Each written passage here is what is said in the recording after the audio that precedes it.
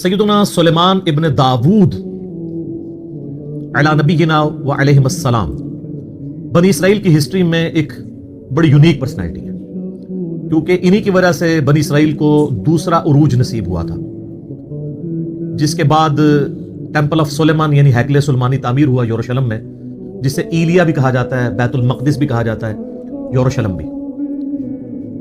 और वो हैकले सुलेमानी 70 ईस्वी में सैयदना ईसा अला नबीना अलैहिस्सलाम के रफ़ा समावी के ऑलमोस्ट 35 साल के बाद टाइटस ने हमला करके तबाह बर्बाद कर दिया था। सिर्फ उसकी एक दीवार इस वक्त बाकी है, जिसे वेलिंग वॉल कहते हैं, दीवार गिरिया, जो आप अक्सर वीडियोस में देखते हैं कि यहूदी यूं तौरात पकड़ के उसके सामने यूं पढ़ रहे होते हैं, उस एक दीवार के सामने। तो ये हैकले सुलेमानी की वो बच जाने वाली दीवार है। और जाहिर है कि इनकी ये ख्वाहिश है कि हम दोबारा से उस हैकल को तामीर करें, और उनका ये दावा है कि ये बैतुल मक़दिस में जो मुसलमानों ने बाद में मस्जिद अक्सा बना ली थी, इसके नीचे जो है वो हमारा ताबूत सकीना भी दफन हो गया है, उसके लिए भी वो साजिशें करते रहते हैं। ताबूत सकीना के ऊपर मेरी वीडियो अलग से रिकॉर्डेड मौजूद है, वो आप देख सकते हैं। बाल सुलेमान अलैहिस्सलाम एक बड़ी यूनिक पर्सनैलिटी है बनी इसराइल की हिस्ट्री में, और कुरान हकीम में भी सुलेमान अलैहिस्सलाम का जिक्र बारहा मुख्तलिफ जगहों पे हुआ है।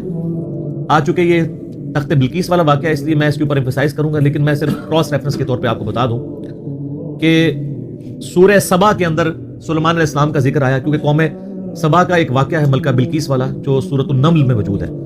सूरह सबा के अंदर जिक्र आया कि हमने सुलेमान अलैहिस्सलाम के लिए हवा को मुसख्खर कर दिया था। उनकी सुबह की मंजिल 1 महीने के बराबर होती थी और शाम की मंजिल 1 महीने के बराबर, यानी वो अपने तख्त समेत हवा पे उड़ते थे। 1 महीने की मुसाफत वो एक सुबह में तय कर लेते थे, और एक शाम में वो 1 महीने की मुसाफत तय कर लिया करते थे। और उसी में जिक्र है कि जिन्नात को मुसख्खर किया था अल्लाह ने उनके लिए, उनके हुक्म से वो कले बनाते थे, मुजस्मे बनाते थे, और मुख्तलिफ किस्म की तामीरात करवाया करते थे। और फिर उसी सूरह सबा के अंदर जिक्र मौजूद है कि एक तामीर के दौरान ही, अभी तामीर मुकम्मल होना रहती थी, सुलेमान अलैहिस्सलाम की मौत का वक्त करीब आ गया, तो वो एक लाठी के सहारे खड़े हो गए। कुरान पाक में आता है सूरह सबा के अंदर, और उसी हालत में अल्लाह ताला उनकी रूह कब्ज कर ली। अब चूंकि वो एक बैलेंस फॉर्म में लाठी को सहारा लिए हुए बैठे थे, कुर्सी पे बैठे हुए होंगे यूं करके, उनका जिस्म यूं ही रहा, काफी अरसे तक वो रहा, और इतना ज्यादा अरसा कि कुरान पाक में आता है कि दीमक जो कीड़ा है उसने उस लाठी को चाटा। तो ज़ाहिर दीमक एक दिन में तो नहीं चाटती, और हत्ता कि वो जब सारा चाट लिया तो वो लाठी टूट गई, तो हजरत सुलेमान अलैहिस्सलाम का जिस्म जमीन पे आ गया। तो उस वक्त जिन्नात को पता चला कि ये तो फौत हो चुके हैं कब से। तो अल्लाह ताला ने उस पर वर्डिक्ट दी है कि अगर जिन्नात गैब का इल्म जानते होते तो इतनी मुशक्कत में ना पड़ते। तो ये अल्लाह ताला ने अकीदे की भी इस्लाह की है। दूसरा इससे ये भी अकीदा पता चला कि अंबिया के जिस्मों को अल्लाह ताला स्पेशल प्रोटेक्शन देता है मरने के बाद भी। अहदीस तो बहुत मौजूद है, लेकिन जो लोग मुनकरीन हदीस हैं वो कहते हैं कुरान से साबित करें कि अंबिया के जिस्म सलामत रहते हैं, तो सर यहां से साबित होता है। और तीसरी बात ये भी पता चली कि अल्लाह तबारक व तआला जो है वो अपने बंदों के अकीदों की इस्लाह के लिए इस तरह के वाकयात करता है ताकि वो उससे इबरत पकड़े। इसके बावजूद अगर कोई इबरत ना पकड़े तो उसकी अपनी बदबख्ती है, और वो अकीदा रखे कि अल्लाह के सिवा कोई और भी गैब जानता है। गैबी खबर अल्लाह चीज है, वो सिर्फ अंबिया के पास आती है। और चौथी बात यह भी है कि हजरत सुलेमान अलैहिस्सलाम का जिस्म जब जमीन पे आया तो कोई उनकी गुस्ताखी नहीं होगी। ये होते हैं ना, तो ये कहते हैं नहीं वो अचानक फरिश्ते नमूदार हुए, उन्होंने अपनी हथेलियों पे ले लिया जिस्म, तो ऐसे तो नहीं हुआ। तो कई एक रिजल्ट निकलते हैं, थोड़ा सा तफक्कुर करने से पता चल जाता है। अच्छा, सूरह स्वाद के अंदर 99 दुमियों का जिक्र है। एक वाकया हजरत सुलेमान अलैहिस्सलाम उनके वालिद दाऊद अलैहिस्सलाम का, उस पर मेरा अलग से क्लिप रिकॉर्डेड मौजूद है। वहां पे भी डिटेल से इन 2 बाप बेटा का जिक्र आया, और अल्लाह ताला फरमाया हमने उनको हिकमत दी थी, जिन्नात पे उनकी हुकूमत थी, उनके हुक्म से वो बड़ी बड़ी इमारतें भी तामीर करते थे और समुद्रों में गोते लगा के चीजें भी निकालते थे जिन्नात, यानी अल्लाह ताला ने उनके लिए मुसख्खर कर दिया था। फिर सूरतुल बकरा में भी अल्लाह ताला ने सुलेमान अलैहिस्सलाम के दौर का जिक्र किया कि शयातीन का इंटरेक्शन अवामुन नास से बहुत ज्यादा बढ़ गया था जिन्नात का उस दौर के अंदर। और उसी दौर के अंदर सूरतुल बकरा में आता है कि हारूत और मारूत 2 फरिश्ते थे जो अल्लाह ताला की तरफ से आजमाइश के तौर पे नाजिल हुए, और वो लोगों को जादू सिखाया करते थे और साथ बताते थे कि ये तुम्हारी आजमाइश है, सीखो ना। और वो अल्लाह ताला माता है ऐसा इल्म सिखाते थे जादू के जरिए जिससे मियां बीवी में जुदाई डाल दे, और वो साथ बोलते थे कि हम तुम्हारी आजमाइश है। जाहिर है शर भी जितना है वो अल्लाह ही ने पैदा किया ना, मिन शर्रि मा खलक, मैं हर उस चीज के शर से तेरी पनाह में आता हूं जो तूने पैदा की है। तो आजमाइश के तौर पे وہ ہاروت اور ماروت کا پھر اکثر لوگ پوچھتے ہیں جی وہ ہاروت اور ماروت الٹے لٹکے ہوئے ہیں، یہ ہو گیا. وہ فرشتے تھے میرے بھائی، فرشتے اللہ کے حکم کی نافرمانی نہیں کرتے. وہ کہتے ہیں کسی عورت پہ وہ عاشق ہو گئے تھے اور یہ سب کچھ جھوٹے واقعات ہیں. فرشتے کبھی بھی راہ راستے نہیں ہٹتے. قرآن پاک میں جا بجا یہ چیز آئی ہے کہ فرشتے تو سورہ التحریم کے اندر بھی آیا کہ وہی کام کرتے ہیں جو اللہ ان کو حکم دیتا ہے، اس کی سرتابی کر ہی نہیں سکتے. ابلیس نے اس لیے کی کہ کان من الجن ففسق عن امر ربی، وہ جنوں میں سے تھا. سورۃ الکہف کی آیت نمبر 50 میں آتا ہے، اس لیے اس نے اپنے رب کی نافرمانی کی. اس نے حضرت آدم علیہ السلام کو سجدہ نہیں کیا، باقی سب فرشتوں نے کیا تھا. تو یہ آپ کو سورۃ البقرہ میں اس حوالے سے بھی ڈیٹیل مل جائے گی. رہا تخت بلقیس والا واقعہ، یہ سورۃ النمل میں بڑی ڈیٹیل کے ساتھ اللہ تعالیٰ نے حضرت سلیمان علیہ السلام کی زندگی کے چند واقعات کو ذکر کیا ہے 30 آیات کے اندر. آیت نمبر 15 سے لے کے 44 تک مسلسل 30 آیات میں سلیمان علیہ السلام کا اللہ تعالیٰ نے ذکر خیر کیا ہے.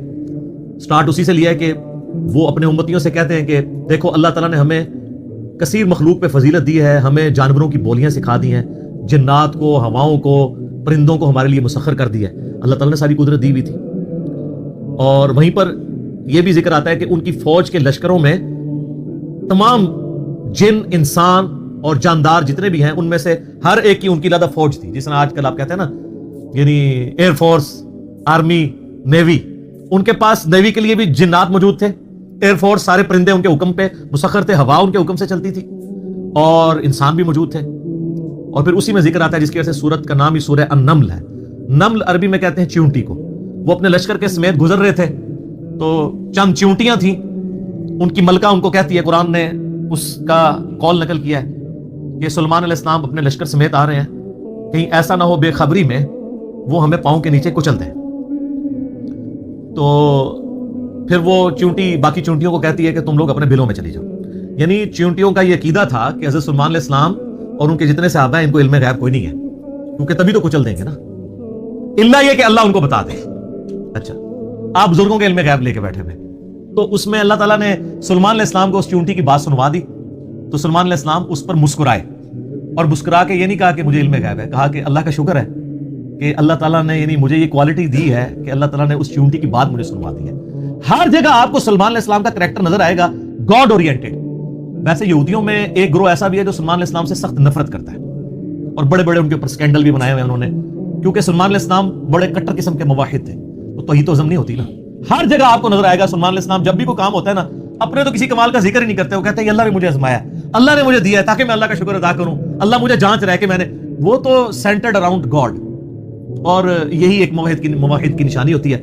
اور وقت کا پیغمبر تو امام الموحدین ہوتا ہے نا، تمام موحدین کا امام ہوتا ہے. تو وہ چیونٹی جو ہے نا اس کی گفتگو حضرت سلیمان علیہ السلام سن کے مسکراتے ہیں اور پھر اللہ تعالیٰ کا شکر ادا کرتے ہیں کہ مجھے اللہ نے یہ کوالٹی دی ہے. اس کے بعد پھر ذکر آتا ہے کہ اسی دعا میں وہ کہتے ہیں کہ اے اللہ مجھے بخش دے، مجھے اپنی رحمت سے اپنے نیک بندوں میں داخل فرما، اور یہ جو تو نے مجھے اس طرح کی نعمتیں دی ہیں تو مجھے اس قابل بنا کہ میں تیری نعمتوں کا شکر ادا کرتا ہوں. یہاں کہتے ہیں بزرگوں کا کمال ہے، فلاں کی نگاہ کرم. حالانکہ وہ کہہ سکتے تھے میرے ابا جی دیے دعاواں نے، انہوں کا فیض ہے، میں انہوں کا ہی مرید ہوں نا. ابا وہ ہے بھی تھا، داؤد علیہ السلام پیغمبر تھے. سب کچھ گاڈ اورینٹڈ ہے. ایک پیغمبر کا باپ بھی پیغمبر ہے تو وہ اپنی کسی کوالٹی کو اپنے پیر کی طرف منسوب نہیں کر رہا، جو واقعی جینوئن پیر ہے اللہ کی طرف منسوب کر رہا. اس لیے تو آپ کو کہا جاتا ہے نا کہ آپ قرآن میں ڈائریکٹ نہیں پڑھنا، آپ گمراہ ہو سکتے ہیں، کیونکہ آپ یہ سوچیں گے نا. تو اس لیے تو ہم کہتے ہیں مرنے سے پہلے اے مسلمان کر لے اس پہ غور، کتابوں کا خدا اور ہے، بابوں کا خدا اور. اور جب تم غور کر لو اس کے بعد ایک بار یہ بھی کہنا ہے کہ نہ میں وہابی، نہ میں بابی، میں ہوں مسلم علمی کتاب. نہ ہم سو کالڈ وہابی ہیں، تو علمی بات کریں تو اس کو کہتے ہیں وہابی ہے، اور نہ ہم بابوں کا دفاع کرنے والے بابی ہیں، ہم علمی کتابی مسلم ہیں الحمدللہ. اچھا وہ سورہ نمل میں پھر آگے چلتا ہے کہ حضرت سلیمان علیہ السلام اپنے دربار میں بیٹھے ہوتے ہیں. اب سارے ان کے کمانڈر حاضر ہیں، جنوں کا کمانڈر بھی ہے، اسی طریقے سے انسانوں کے کمانڈر بھی، سارے ان کے سردار وہاں پہ جمع ہیں. تو جو ان کی ایئر فورس کا کمانڈر تھا نا وہ ہدہد تھا. ہدہد ایک پرندہ ہے جس کی بڑی خوبصورت سی کلگی ہوتی ہے، جیسے مرغے کی ہوتی ہے، اور بڑا ایکسٹراڈنری پرندہ ہے. آپ جا کے گوگل پہ سرچ کریں، یوٹیوب پہ اس کی ویڈیوز دیکھیں کہ اللہ نے اس کو کیا صلاحیتیں دی ہوئی. وہ ان کا سمجھ لیں ایئر فورس کا چیف تھا. تو آپ نے فرمایا وہ کدھر غائب ہے، اور پھر ساتھ فرمایا کہ وہ اپنی غیر حاضری کی کوئی جسٹیفیکیشن مجھے پیش کرے، اور اگر اس نے کوئی ایسی جسٹیفیکیشن نہ پیش کی کہ وہ میرے دربار سے غائب کیوں ہے تو میں اسے سزا دوں گا یا میں اسے ذبح کر دوں گا. بس یہ آپ ورڈک بولتے ہیں تو تھوڑی دیر بعد ہدہد آ جاتا ہے. اور وہ اپنی جسٹیفیکیشن پیش کرتا ہے. اب ظاہر ہے وہ میں نے بتایا کہ سورہ نمل میں ہی آتا ہے کہ اللہ تعالیٰ نے جانوروں کی بولیاں سکھا دی تھی ان کو. تو حضرت سلمان علیہ السلام مجھ سے پوچھتے ہیں کہ بتاؤ سر پھر ہدہد دیکھیں کتنا پکا مواحد سی.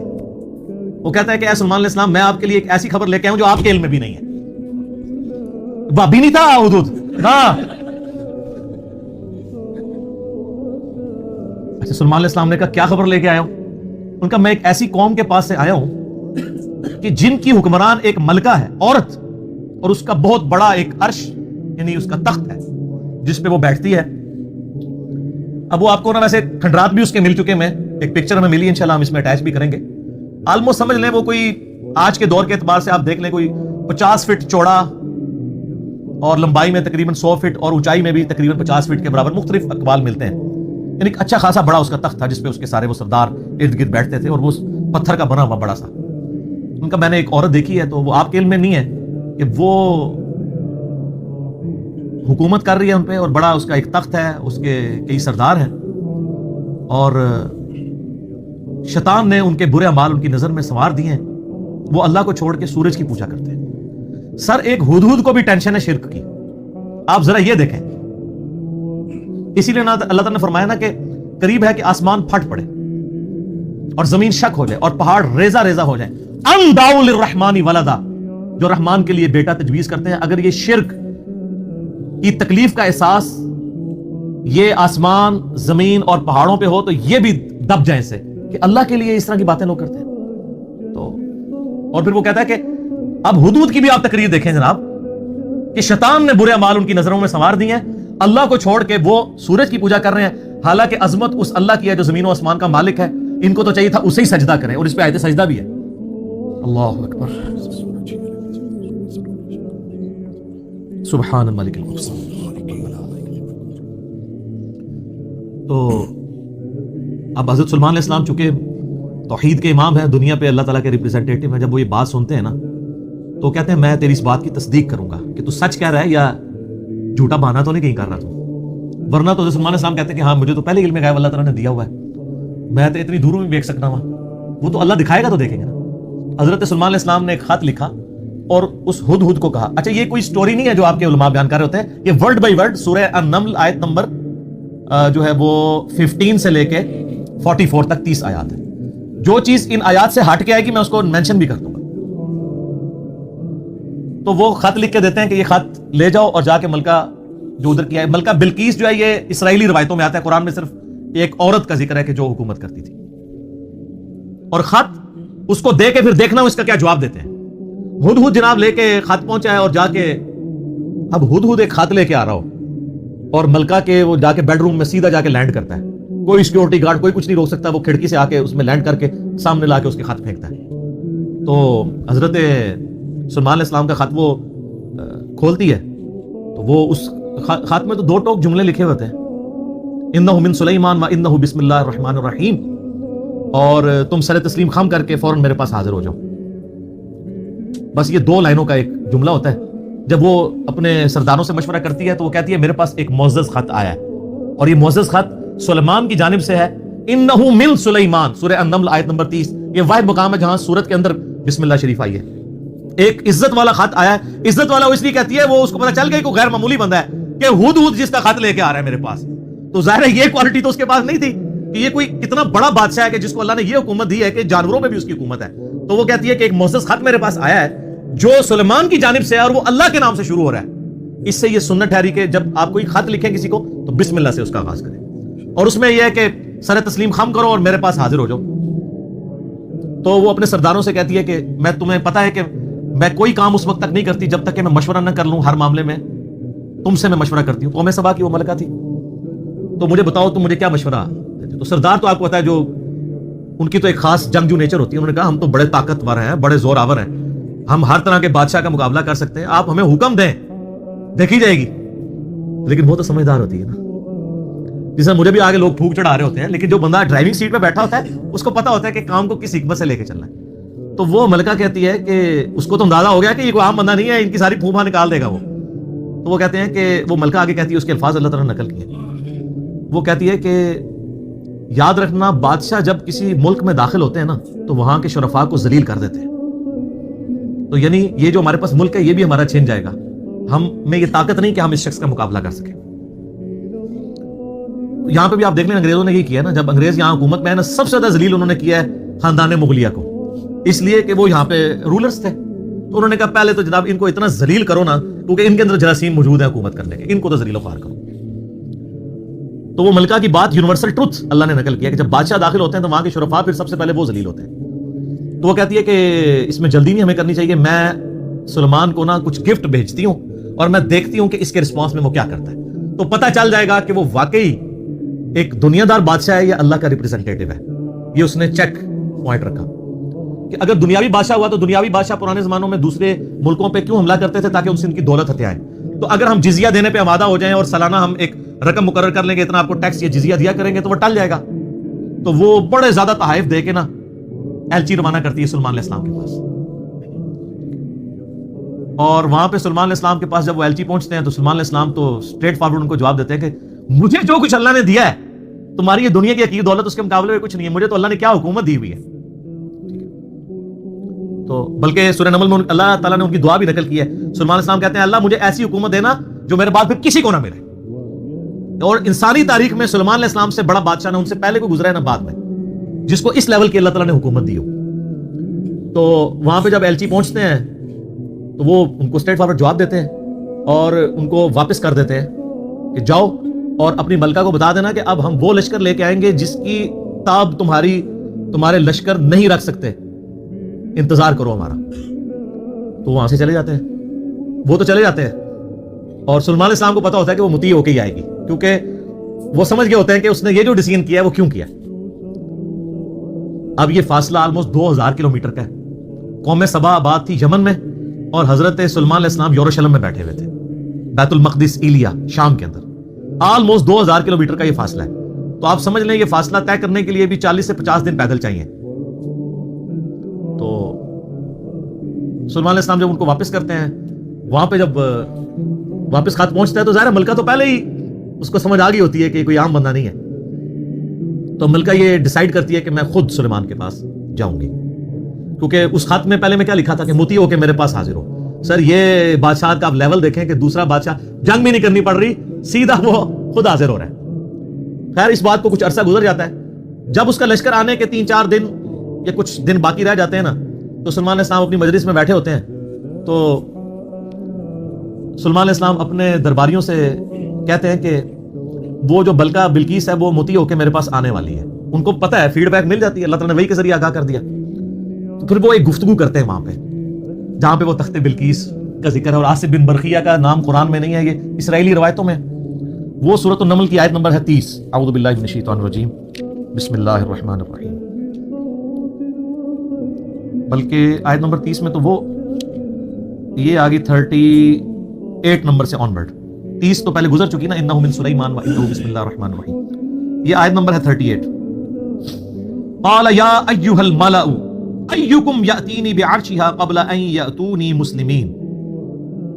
حضرت سلیمان علیہ السلام کہتے ہیں اے میرے سردارو, جو میرے ساتھ اٹیچ لوگ ہو, تم میں سے کون ہے کہ جو مجھے اس ملکہ کا تخت لا کر دے اس سے پہلے کہ وہ سر تسلیم خم کرتی ہوئی میرے پاس حاضر ہو جائے.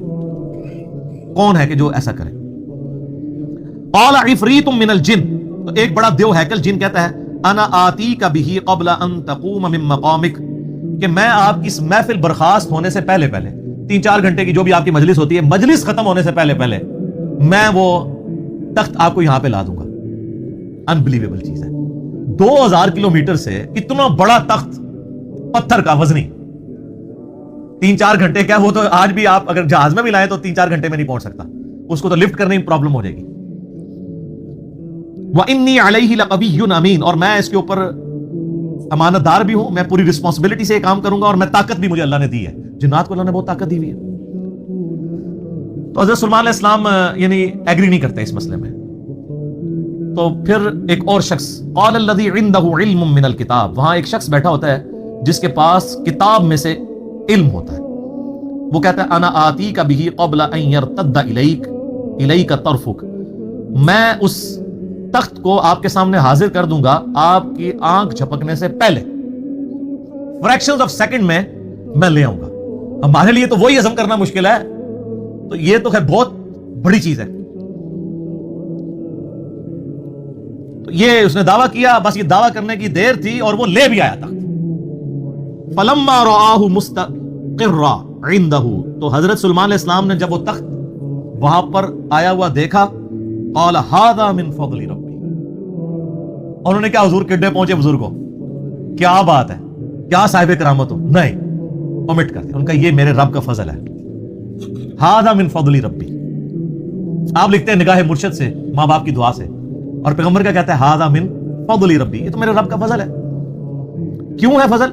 लियब्लुवनी अशकुर अम अकफुर, ताकि वो मुझे आजमाए कि मैं उसका शुक्रगुजार बनता हूं या ना शुक्रा। ये सर तौहीद है। वमन शकरा फइन्नमा यशकुरु लिनफ्सी, और जो कोई अल्लाह का शुक्र करेगा तो वो भी अपने नफ्स की खातिर ही कर रहा होगा, अल्लाह को कोई परवाह नहीं। वमन कफरा, और जो कोई अल्लाह की नाशुक्री करे, फइन्न रब्बी गनियुन करीम, तो मेरा रब तो गनी है, करीम है, उसे किसी की परवाह ही नहीं है। हाज़ा मिन फ़ज़्लि रब्बी। अच्छा, इसके बाद फिर आता है कि वो मलका जब आई, हज़रत सुलेमान अलैहिस्सलाम ने कहा कि ना इस तख्त की हैत बदल दो, डिजाइनिंग इसकी थोड़ी सी चेंज कर दो, जो उसके ऊपर कोई फूल बूटे लगे हुए थे थोड़ा सा इसे टेम्पर करो, और मैं देखूंगा कि वो पहचानती है अपने तख्त को नहीं कि नहीं पहचानती। तो वो फिर मलका वहां पे आ पहुंचती है, तो सुलेमान अलैहिस्सलाम उसे रिसीव करते हैं और कहते हैं इस तख्त के बारे में तेरा क्या ख्याल है। तो वो बड़ी समझदार होती है, तो वो कहती है ये तो लगता है कि ये मेरे तख्त ही है, उसकी मिसल मुझे लग रहा है, बल्कि शायद वही है। तो ये उसकी समझदारी का भी सबूत है कि वो उसको टेम्पर्ड फॉर्म में भी पहचान लेती है, और ये उसको दूसरा मैसेज मिल जाता है, उन्होंने क्या लड़ना है, उसने कहां से लड़ना है। वो तो ये भी नहीं एक्सपेक्ट कर सकती कि 4 महीने में भी कोई उठा के यहां ला सके, अभी तो उसको ये पता ही नहीं था, ये तो ऐसे आया हुआ है। ठीक है, तो फिर सुलेमान अलैहिस्सलाम उसे अपने जो टेंपल है ना उसकी भी थोड़ी झलक करवाते हैं। आगे महल में जब लेके आते हैं कमरे में, तो उसमें ऐसे शीशे जड़े हुए होते हैं कि वो गोया देखने में तालाब महसूस हो रहा होता है।